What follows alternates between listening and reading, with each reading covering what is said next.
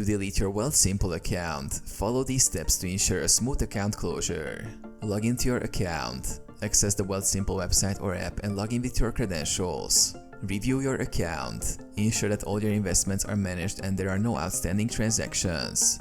Withdraw or transfer any remaining funds to avoid complications. Contact Wealthsimple support. Go to the help or support section on the Wealthsimple website or app. Look for options to contact customer support. Request account deletion. Reach out to Wealthsimple support team via chat, email or phone. Request the deletion of your account and follow any instructions they provide. You may need to verify your identity to proceed.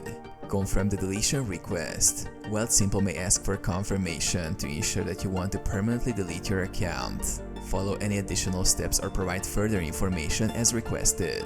Wait for confirmation. Once your request is processed, Wealthsimple will confirm the closure of your account. You will receive a notification when the account is officially deleted. Check for final statements. Ensure you receive any final account statements or tax documents before closing.